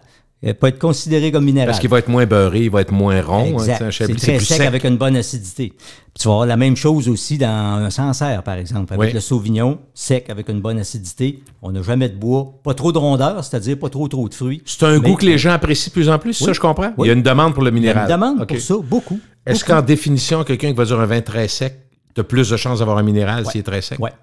C'est surtout blanc. Hein. C'est ça que j'allais dire, surtout blanc. Le rouge minéral... Non, pas vraiment. C'est pas impossible, mais c'est très, Puis très rare. Les mousseux, minéral ou pas, ça change... Les mousseux, ça sont pas mal toujours assez secs et acides aussi. Puis c'est drôle parce que les mousseux, tu sais, les gens regardent beaucoup les taux de sucre. Hein. On en a déjà parlé. Hein, mais moi, toi, tu m'as convaincu, puis Isabelle Huot, qui est quand même docteur en nutrition, absolument. Elle dit arrêtez de faire des calculs. C'est 1 litre, c'est calculé sur 1 litre. Fait que votre 750 ml, déjà, il y en a moins. Puis est-ce que vous buvez toute la bouteille ou vous prenez 2 verres dedans? Ouais, arrêtez. Prenez le vin que vous aimez. Mais c'est incroyable. Je le sais, mais le monde n'écoute pas. Le monde n'écoute pas parce qu'on est là-dedans. Tout le temps. Tout le temps. Je te le dis, là, Gilles, on se fait demander. Il y a trop de sucre, votre vin, n'aime pas ça. D'ailleurs, regarde, là. Ah, ben là. Taux de sucre 14, non, impossible. Voilà. Non, moi, ça me prend 2 et moins. Ben là, 2 et moins, c'est quoi l'affaire, là? Tu sais, encore dernièrement, tu sais, je lisais que, tu sais, l'alcool, là, c'est du sucre aussi. Tu sais, puis ton sucre dans ton raisin, là, il n'est pas disparu, il a été converti en alcool. Puis ce qu'on a sur les affichettes, c'est le sucre qui n'a pas été transformé en alcool, mais tout ça ensemble, là. Tu sais, il disait qu'il y a même des vins qui peuvent avoir 2. puis un autre va avoir 5, puis celui qui a 5, il y a moins de sucre que l'autre qui en a 2. Là, parce qu'il n'y a pas que le taux d'alcool qui n'a pas été bien. Tu as juste une partie du problème. En même temps, mais c'est dur. Je t'imagine, au bout de 40 ans, tu es quand même un conseiller. Tu ne commenceras pas à te battre dans une SAQ pour dire tu donnes ton avis si on te le demande, d'ailleurs. Oui, absolument, c'est ça. Mais j'aime toujours montrer aux gens de faire la part des choses. Comme l'exemple que je donne souvent, une cuillère à thé, c'est 4 grammes. C'est pas mal pire dans une tasse de café que dans toute une bouteille de vin. Juste ça, là, ils sont là, puis ils me regardent, puis ils me disent... c'est une image qui vaut 1000 mots, là. Forte, oui. Mais qui est réelle. J'invente rien, c'est réel. C'est combien de... 4 grammes? 4 grammes, une cuillère à thé, un sachet de sucre, 4 grammes. Combien il y en a qui mettent ça dans le café à tous les jours, puis plus qu'une fois par jour? Plus qu'un sachet. Des fois, ça peut être 2, puis des fois 3. Hein? On a tous fait le saut dans notre vie en arrivant dans un Tim Hortons pendant 4 crèmes, 4 sucres. Ah ouais. Là, tu te dis, tabarouette. Là, tu te dis, il se fait-tu du pablum? On entend ça. On entend 4 crèmes. Oh oui, absolument. Ah non. Mais tu sais, ça fait des années que ça dure, puis ça part pas. OK, on est rendu aux questions du public. Ouais. Il y en a tout le temps beaucoup, puis toujours d'envoyer, parce que moi, je garde tout. Tout ce que les gens me disent. Quand M. Martel reviendra, il va revenir avant Noël, là, normalement. Bon. Normalement, à l'automne, puis c'est 3-4 fois par année, d'après moi. À peu près, c'est ça. Ça nous permet de nous rendre compte qu'on vieillit, parce qu'on se voit aux 3-4 mois, nous autres. OK, première question du public. Il y en a qui ont déjà été posées, évidemment, mais ça revient, parce que c'est pas tout le monde qui l'a entendu. Est-ce qu'on devrait toujours sentir le bouchon? Vous pouvez le faire si vous voulez. Toi, mettons comme expert, tu sens le bouchon? Moi, je fais pas ça. C'est encourageant. Non, parce pourquoi? Que, tu sais, sentir le bouchon, là, la raison pour laquelle tu vas sentir un bouchon, c'est pour détecter qu'un vin est bouchonné. Ça prend une méchante habitude pour faire ça. Parce que, juste sentir le bouchon, c'est sûr que ça sent le liège. Mais tu sais, il va-tu te dire si ton vin est bouchonné ou pas, à moins d'avoir une expérience, là, puis une mémoire olfactive terrible. Mais c'est dans le verre que tu vois ça. Tu verses ton vin dans le verre, puis c'est dans le verre que tu vas sentir. C'est là que tu sens plus que dans la bouteille, c'est ça que tu me dis. Oui, dans la bouteille, non, l'ouverture est trop petite. C'est dans le verre que tu vas voir ça. Non, ça donne rien de sentir le bouchon. Vous pouvez le faire si vous voulez. Là, ça donne rien. C'est parce qu'entre guillemets, il y a un snobisme là-dessus. C'est sûr. Tu prends ton temps. Voulez-vous sentir, quand tu arrives d'un grand restaurant où tu prends un grand vin, d'un restaurant, mettons, j'allais dire à 90$ d'un restaurant, donc à 40 à SAQ, souvent c'est le même. Mais ils vont te donner le choix. Voulez-vous écouter? Puis là, tu te sens mal de ne pas le sentir. Fait que tu le sens. Tu peux sentir pareil. Tout le monde fait le tour de la table. Il sent bon. Non, c'est pour ça que je t'en parle. Je veux pas rire du monde parce que moi, je l'ai déjà fait. Puis je me disais, finalement... des fois, on n'est pas à l'aise. Je ne sais pas trop quoi faire. T'as mieux le faire parce qu'il t'a dit de le faire. Fait go, mais ça n'a pas changé grand-chose dans ta vie. C'est pas avec ça que tu vas détecter s'il y a un problème. Le fameux mot tanin, donc d'où ça vient, les tanins? C'est-tu naturel, ça, des tanins? Oui, c'est naturel. C'est contenu dans la peau des raisins. Tous les vins de la terre ont du tanin. Tous les raisins. Tous les raisins, même tous les fruits et même toutes les plantes. Toutes les plantes ont du tanin. Le bois, même le tonneau va avoir du tanin parce que c'est du bois. Le tanin, c'est une substance qui est antioxydante, qui protège le fruit contre la pourriture. Et c'est le fun parce que dans le vin, ça continue d'être actif. Donc, c'est un antioxydant naturel. C'est pour ça qu'on va rajouter un petit peu plus de sulfite dans le blanc que dans le rouge. Ça, c'est une autre affaire. Ça. Le sulfite. Pas de sulfite. Ouais. Je suis allergique au sulfite. OK. Moi, j'ai toujours mon petit questionnaire dans ce temps-là. OK. C'est-tu pire dans le rouge ou dans le blanc? C'est bien pire dans le rouge. Dans le blanc, non, dans le blanc, pas de problème. Ça va bien blanc. Mais le problème, c'est que dans le blanc, il y a plus de sulfite que dans le rouge. Qu'est-ce qu'ils disent, le monde? Là, ils sont surpris. Parce que là, moi, je lui dis à ce moment-là, à partir de là, votre problème, c'est pas les sulfites. Et les sulfites ont le dos large. Tu sais, on entend ça, des sulfites dans le vin. C'est mal aimé, hein? Oui, c'est ça. Puis des sulfites, il y en a partout. Tu sais, le beurre de pinot, la confiture, les chips, puis nommez-en, là. Mais dans le vin, on dirait que c'est bien dangereux. Tu sais, là, on peut pas. Mais c'est un antioxydant. Ça empêche les micro-organismes d'être indésirables aussi. Donc, c'est utile. Pas d'une certaine façon. Assurément, c'est une bonne chose. C'est une bonne chose. C'est naturel. C'est une bonne chose. C'est contrôlé, là. C'est contrôlé. Il y a les fameux vins nature aussi qui n'ont pas de sulfite ajouté. Mais ils en ont pareil par nature. Par la fermentation. La fermentation en produit. Sauf que si tu n'en ajoutes pas, tu peux te ramasser avec l'inégalité d'une bouteille à l'autre. Alors, l'autre question. Que veut dire un vin qui a une finale longue? Ça, c'est un vin qui a de la persistance, un vin qui goûte. Tu n'auras pas ça d'un vin à 12 piastres, est-ce qu'on peut dire ça? Pas bien. Non, mais pour qu'on se parle en français. Là. Exactement, c'est ça. Le goût reste plus longtemps, c'est ça? C'est ça. Sur l'ensemble. Sur l'ensemble du goût, c'est-à-dire son fruit, son acidité, ses tanins. C'est sûr que si ça goûte encore acide, puis ça goûte juste l'acidité, là, tu n'as plus de persistance. C'est sur vraiment l'ensemble, sur le fruit et l'acidité. Mais plus là, ça goûte longtemps, plus tu as de la longueur. Puis tu as un test facile. Là. Moi, je dis aux gens, là, prenez 2-3 petites gouttes. 2-3 petites gouttes de vin. Si ça goûte beaucoup, là, ça prend de la place en bouche, là, on a de la persistance, on a de l'intensité. Si ça goûte rien, ben là... c'est rien. C'est rien. J'ai ri parce que j'ai lu récemment une chose que tu nous avais dite, puis je me suis dit, mon Dieu, il y a des affaires dans la vie, des apprentissages tellement simples ou tellement logiques, puis qu'on n'a pas fait pendant 25-30 ans, on n'a pas manqué notre vie. Mais tu sais, sur le goût du vin, quand tu prends un vin que tu trouves délicieux, qui est agréable, la personne disait, j'en reviens pas de voir à quel point souvent les gens prennent une gorgée puis sacrent ça dans la gorge, je dirais que sans le promener dans la bouche. C'est parce qu'il y a tellement de papilles. Il dit, vous manquez tellement. Puis toi, tu l'avais déjà dit, tu avais dit, ben oui, promenez-le dans la bouche, prenez une gorgée, puis faites-le promener dans la bouche, vous allez voir que c'est sèche. Il va être encore meilleur. Puis des fois, tu sais, une Kool-Aid, hein? On dit, ça passe tout droit, là. Tandis qu'autrement, ben, tu sais, même ils disent, tu devrais garder ça une dizaine de secondes. C'est quand même long, une dizaine de secondes. Tu sais, elle passe comme quand on se gargarise. Hein, quasiment, c'est ça, tu sais. Regardez l'acidité et surtout, d'expirer par le nez lentement pendant que vous l'avez en bouche, ça augmente le goût parce qu'on goûte beaucoup avec le nez. Question de curiosité sur le vin, ça c'est intéressant. Combien ça prend de raisin pour faire une bouteille normale? Écoute, ça en prenait quelque chose de... Non, c'est à peu près 400, 420, 450, là. C'est à peu près 2 livres, hein, 2 livres de raisin. À peu près, pour faire une bouteille. Les raisins à vin, c'est petit, là. C'est pas les raisins là, de l'épicerie, là. C'est pas ça, là. Les raisins de l'épicerie, c'est énorme. Ça. Et j'ai une question pour les gens qui nous entendent. Qui ne s'est pas fait prendre, comme ça m'est arrivé 2 fois depuis le début de l'année 2023, acheter des raisins frais, puis ça arrivait à la caisse, ça coûte 14$. Parce que c'est juste de l'eau. C'est pesant. Donc, c'est à la livre. Là, tu regardes spécial, 4,99$ la livre. Mais les gens avertis et plus astucieux que moi, parce que les sacs sont ouverts, on enlève un peu. On aime ça, mais on ne prendra pas gros de même. Non, on ne prendra pas de sac. Moi, le cave, je prends le gros. J'arrive 14,84$. La femme me l'a dit. Elle dit 14,84$. Vous êtes-vous certain de prendre le raisin? Là, je me dis, OK, c'est 3 sacs de chips, ça va être ça. Je les ai pris pareil. Après, ça en prenait parce qu'on recevait du monde. Mais si ça avait été juste pour le plaisir, non, j'aurais dit, vous allez m'arrêter ça. Ça m'a dit pareil, là. Écoute. Non, mais là, c'est juste drôle parce que le raisin, par moment, là. On a tous. Moi, j'aime pas ça, enlever quelque chose à la fin dans mon panier. J'essaie de le faire avant, mais maintenant, c'est assez facile. Comme l'inflation est tellement grande que souvent, tu choisis. Tu sais, les voies spéciaux, là. Exactement. Si tu as des oignons verts, des échalotes à 3,95$, t'achètes pas ça. Non, c'est ça. Tu vas prendre des oignons. Des céleris à 4$, puis des affaires de même. Ça va assez vite. Est-ce qu'on devrait toujours carafer? Ça, c'est une question qu'il faut que je te demande. On connaît la réponse avec Christian. Ceux qui me connaissent savent bien que moi, je ne suis pas un carafeur. Moi, ma réponse, c'est non. Parce que, écoute, comme je l'ai dit souvent... Tu as fait tous les tests de la Terre? J'ai fait une vingtaine de fois des tests à l'aveugle avec ça, puis ça n'a jamais fonctionné. J'attends encore qu'on m'explique, qu'on me convainque que ça marche. Est-ce qu'on t'en parle des fois? Des fois. Okay. Toi, on sait. On sait bien. On sait bien, là. Mais... Je lui pose toujours la même question. OK, bien aérer, quand ceux qui disent on va l'aérer, c'est la même chose? C'est la même chose. OK, laisse-le ouvert pendant une demi-heure pour qu'il aère un peu. Ça donne rien, ça. Ça donne rien parce que même si ça donnait quelque chose, là, ton ouverture de bouteille est trop petite. T'sais, si tu veux vraiment que ça donne de quoi de l'aération, mets ça dans une carafe à grand fond, à fond large. Là, tu peux la brasser, puis là, tu vas l'aérer. Mais est-ce que ça va l'améliorer? Moi, j'en suis pas convaincu. Il n'y a rien qui t'a convaincu de ça, d'accord. Puis c'est des faits. Tu sais, les gens me disent, on sait bien qu'au martel. L'avez-vous fait à l'aveugle? Non. Ben faites-le à l'aveugle, mais on s'en reparlera. C'est la réponse que j'ai tout le temps. Absolument.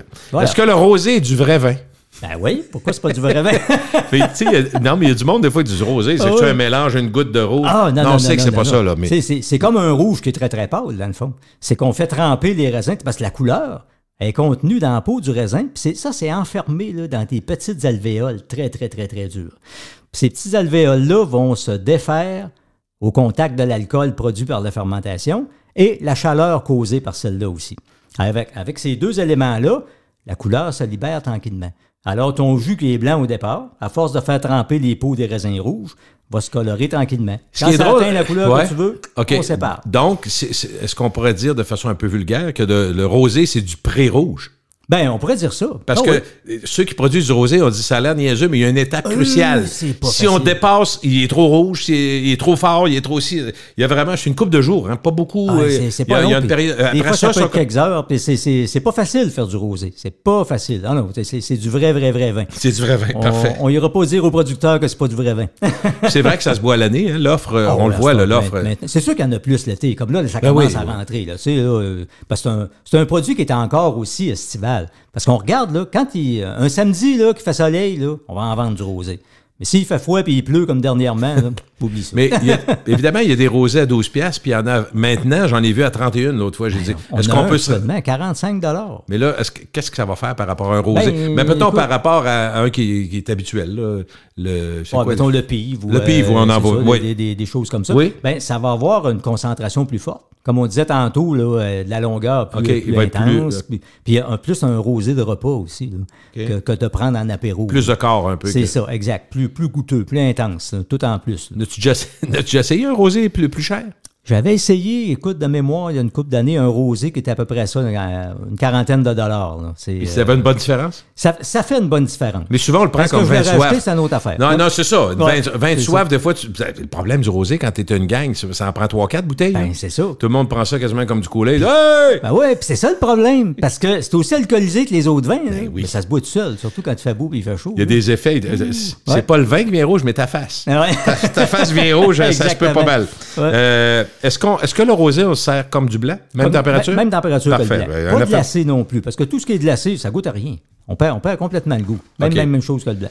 Pourquoi on dit d'un vin qui est minéral? On l'a dit tantôt, ça, dans le fond, on l'a expliqué bien comme il faut. Pourquoi le Prosecco est si peu cher?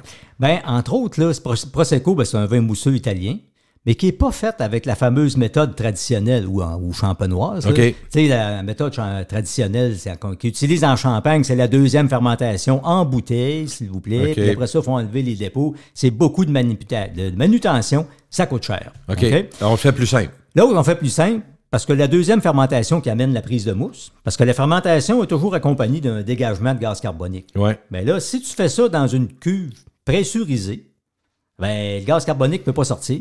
Tu as juste à le filtrer puis embouteiller. Donc, ça donne un vin qui coûte beaucoup moins cher à produire. Puis, c'est un vin mousseux qui est sec, mais avec un beau fruit. Puis, c'est avec ça qu'on fait, comme on disait tantôt, la fameuse recette des spritz. Oui, absolument. Avec l'apérole et compagnie. C'est une question pratico-pratique, mais il y a des bouchons qui maintenant permettent de, mettons, garder 2-3 jours un vin dans le frigidaire qui va être pas si mal. Certains bouchons que tu payes, là, que...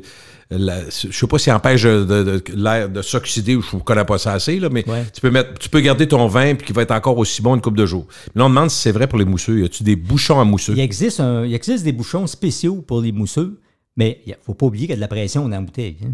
Fait que ça te prend un bouchon qui va résister à cette pression-là. Alors, il existe des bouchons qui vont s'agripper à la bague. Il y a toujours une bague là, sur le bout du goulot, là, qui vont s'agripper à ça. Puis, il ferme hermétiquement. Ce qui fait que le gaz va rester dedans, c'est ça? Le gaz reste dedans. OK. Moi, j'ai pris des mousseux, des fois, là, mettons la moitié de la bouteille, fermé avec ça. On rouvre ça une semaine plus tard. Oh! Puis c'est encore... Quand c'est l'eau, ça fait... Ah oui, puis le mousseux est encore bien bon. Là. Mais tu mets pas ta face devant, par exemple? Si c'est mieux pas. C'est mieux pas. Ça fois... veut dire qu'un bouchon, là, quand tu rouvres un mousseux, là, le bouchon sort à 100 km/h. Pardon? 100 km/h. C'est quelque chose. Hein? 3 fois la pression des pneus de ta voiture. D'une bouteille de mousseux. J'ai déjà vu dans un hôtel un bouchon qui est parti de même et qui a fait un trou sous le plafond. J'ai dit, tabarouette, je voudrais pas...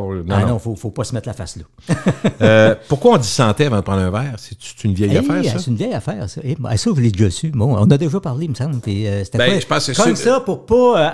ceux qui mettaient du poison. Exactement. On cogne les verres, parce que là, les gouttes peuvent... Mais l'idée au départ, c'était... Quand tu savais pas si l'autre avait mis un poison, tu disais santé, puis tout le monde cognait, puis il fallait que tu transvidais d'un bord à l'autre. Exact. S'il y en a un qui n'a pas de... S'il y en a un qui veut pas le faire, ben c'est louche.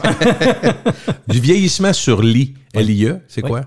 La lie, en fait, c'est le dépôt causé par des levures mortes. Tu sais, parce que quand tu fais ta fermentation, les levures qui ont servi à faire ça en vont dans le fond.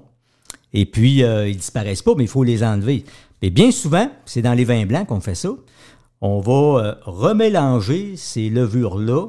On appelle ça faire du bâtonnage. Il rentre une tige dans le tonneau par le bouchon, là il brasse ça. On remélange les levures parce que ces levures mortes, là, en se décomposant, vont nourrir le vin, amènent une complexité que le vin n'aurait pas normalement. Pour des cépages fades, entre autres, le chardonnay, on fait souvent ça. Le muscadet sur lit. Oui. Si tu fais pas ça, ça manque un peu de personnalité. OK. Tu vas avoir certains, comme même des Gruner Veltliner, comme on parlait tantôt, ça peut être fait comme ça aussi. Par contre, tu verras pas ça dans des cépages aromatiques comme du Sauvignon puis du Gewürztraminer, parce que c'est déjà hyper aromatique, on n'a pas besoin de ça. Mais vieillissement sur lit, c'est une bonne chose. C'est une pratique qu'on voit de plus en plus souvent. Certains demandent, il y a une vogue assez importante de boissons fortes, quand le gin et tout ça. On sait que ça vient des baies de Geneviève. Pas de Geneviève, là. De Geneviève, c'est ça. Je connais pas Geneviève, je ne veux pas savoir si elle a des baies, tout va bien. Mais d'abord, la question, c'est est-ce qu'il y a des boissons fortes connues qui viennent des cépages du vin? Bien, entre autres, oui. Le cognac, c'est tout ça? Tout ce qui est cognac, brandy. Tout ce qui est des eaux de vie qu'on appelle à base de vin, là, c'est ça. En fait, c'est du vin au départ, mais qu'on a passé dans un alambic. On a retiré une grosse partie de l'alcool, un peu de goût de matière première. Des fois, c'est vieilli en tonneau, des fois pas. Ceux qui sont vieillis en tonneau, c'est des boissons colorées, comme du cognac, du brandy et puis des scotch, des choses comme ça. Sinon, ça peut être embouteillé rapidement comme des gins. C'est autre chose. Tu avais dit que c'était beaucoup plus simple. Ça expliquait d'ailleurs pourquoi il y a beaucoup de monde qui se lance là-dedans. C'est plus, t'attends pas 2 ans pour lancer ta première production. C'est prêt tout de suite, le gin. Puis ça explique peut-être aussi quand on vient au cognac ou au brandy, parce que des whisky, tout ça, c'est des... qu'il y a des prix qui varient de façon exceptionnelle. Il y a des whisky à 400$ à bouteille, puis il y en a à 60. Mais il n'y a pas grand-chose à 60. Mais sauf que tu ne bois pas ça comme du Kool-Aid. Là. Non, c'est ça. C'est une dégustation, c'est très fort d'abord. C'est ça. Tu sais, souvent, tu vas acheter une bouteille, tu vas payer 150$, mais tu vas l'avoir longtemps. Tu sais, un petit verre de temps en temps. Mais tu sais, c'est tous des vieux...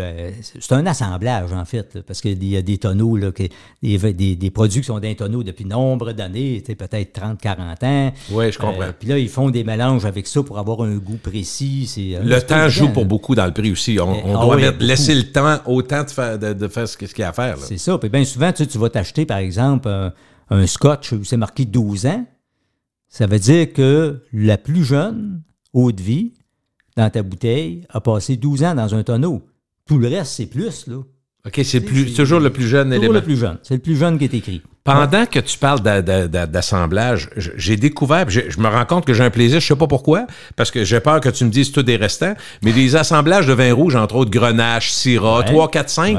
Je pense qu'en Espagne puis au Portugal, ils font beaucoup ça. Je me trompe? En Espagne, ça se fait, Portugal aussi, dans les Côtes-du-Rhône aussi, qu'on parlait tantôt. Mais moi, j'aime ça. C'est quoi le principe? C'est des restants ou c'est... Non, c'est pas des restants, c'est qu'un va compléter l'autre. OK, on va l'améliorer. Tu sais, comme on parlait du Grenache tantôt. Tu sais, le Grenache, ça a plein de fruits, mais ça n'a pas beaucoup de tanins, ça n'a pas beaucoup d'acidité. Donc, ça manque un peu de corps. Alors, qu'est-ce qu'on va faire? On va souvent lui adjoindre de la Syrah, parce que la Syrah, c'est très tannique. Puis aussi du Mourvèdre, tannique, bonne acidité. Alors, on mélange les deux. Avec des pourcentages différents, j'imagine? C'est ça. Comme par exemple, souvent dans les Côtes-du-Rhône, la Grenache va dominer, mais avec toujours un peu de Syrah et de Mourvèdre pour lui donner un peu de colonne vertébrale. C'est un peu ça, là. Fait qu'un complète l'autre. À ce moment-là, le terroir devient un petit peu secondaire. Comme par exemple en Bourgogne, où on est tout le temps en monocépage avec le pinot noir, là, le terroir est important.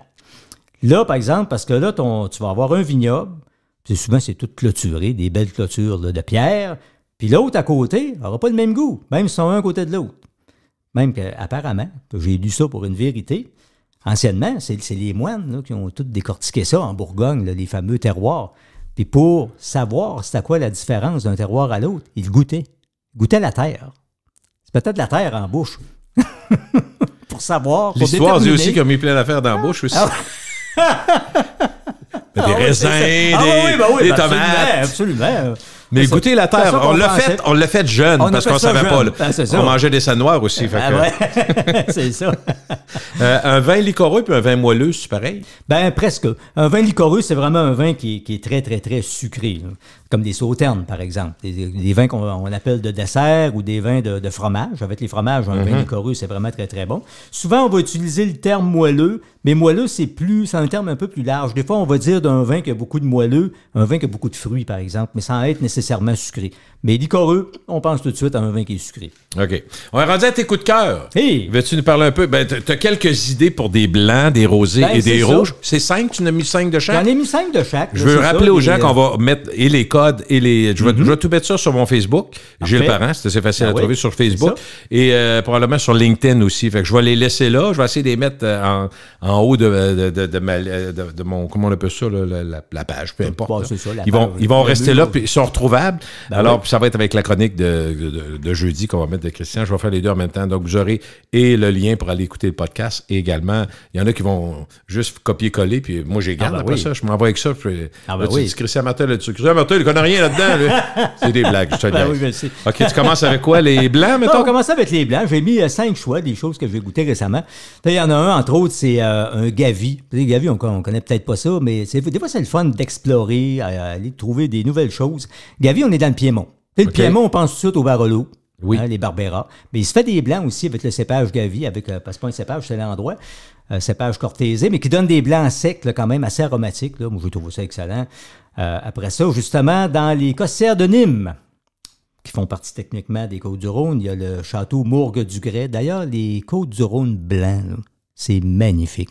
Puis c'est pas trop cher, 17-18 piastres. 17-18, 20-22, ou même à 25, là, tu vas avoir des choses assez spéciales. Puis, ils en produisent pas beaucoup. Sauf que je lisais que les producteurs veulent en produire de plus en plus parce qu'il y a une demande pour ça. La demande est là. Très, très, très bon. Entre autres, un vin espagnol que j'ai beaucoup aimé, le Céleste. Le Céleste, on connaît le rouge qui est fait par Torres, mais ils ont sorti un blanc qui est magnifique. Moi, j'avais peur que ce soit mince et acide, mais c'est tout le contraire. Beaux fruits, belle finesse, du goût. Autour de 20 piastres, c'est ça? Autour de 20,45 $. Après ça, du Chenin blanc. Chenin blanc qui est un cépage français, mais qu'on trouve beaucoup plus en Afrique du Sud. De la maison, entre autres, Clough Street à 23 $, vraiment très, très, très beau. Et un classique pour le homard aussi, le Chardonnay de Wente. Wente, ben oui. Excellente maison. J'allais dire, tout le monde a une bonne bouteille de ça quelque part. Mais on le voit souvent. Oui. Là, oui, c'est vraiment ça doit être un gros vendeur chez vous aussi. Puis c'est une belle place. Pour les amateurs de golf, là, es-tu allé chez Wente? Oui. T'as un terrain de golf magnifique, là, en tout cas, au travers des vignes, là, c'est magnifique. Moi, j'aime pas le golf, mais j'aime le vin. Donc, c'est correct. Après ça, dans le rosé, un classique, le château Bellevue-la-Forêt, on est dans le sud-ouest de la France, donc autour d'une quinzaine de $.